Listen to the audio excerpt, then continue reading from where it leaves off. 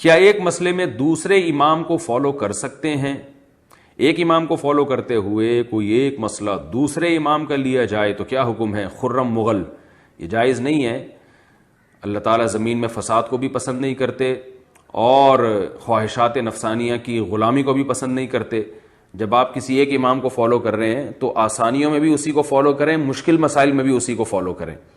دیکھیے، ایک امام کے مسئلے کو چھوڑا جاتا ہے یا تو اس بیس پر کہ آپ کو دلیل مل گئی دوسرے مذہب پہ، دوسرے مسلک کے دلیل برحق ہونے پر، تو دلیل عوام کو جب ملتی ہے تو اس کا اعتبار اس لیے نہیں ہوتا کہ عوام کے سامنے سارے دلائل نہیں ہوتے۔ تو یہ مجتہد جس کو اللہ نے یہ صلاحیت دی ہے کہ دلائل میں وہ فرق کر سکتا ہے، اس کے لیے تو یہ ہے کہ جہاں دلیل ملے گی وہ اس کو فالو کرے گا۔ عامت الناس میں یہ صلاحیت نہیں ہوتی، وہ تو ایک دلیل سنتے ہیں، ان کو وہ اچھی لگ رہی ہوتی ہے، دوسرے سنیں گے اس کو وہ اچھی لگ رہی ہوتی ہے، اور ان کے پاس تمام علوم ہوتے بھی نہیں ہیں۔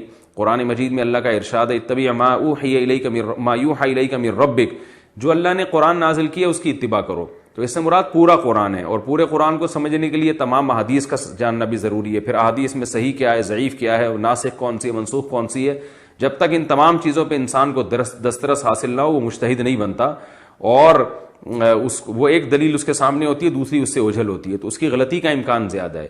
تو اسی مصیبت سے بچنے کے لیے کہا جاتا ہے کہ جیسے حدیث میں ہم محدثین کو فالو کرتے ہیں، اپنی کوئی تحقیق نہیں ہوتی، تو فقہ میں قرآن و حدیث سے جو مسائل نکالے گئے ہیں اس میں کسی امام کو فالو کریں جن کو پوری امت مانتی رہی ہے۔ جیسے حدیث میں امام بخاری کو امام مانا گیا ہے، تو فقہ میں امام ابو حنیفہ کو، امام شافعی، امام مالک اور احمد بن حنبل رحمہم اللہ کو امام مانا گیا ہے۔ تو امت کی گواہی سے ان کا مجتہد ہونا ثابت ہے، اور انہوں نے مسائل کا استنباط کیا ہے۔ تو ان میں سے کسی ایک کو فالو کریں۔ ایک ہی مسئلے میں آدھا اس کو آدھا اس کو، یہ دین ایک کھچڑی بن جائے گی، چوچو کا مربع بن جائے گا، یہ جائز نہیں ہے، یہ عقل کے بھی بالکل خلاف ہے۔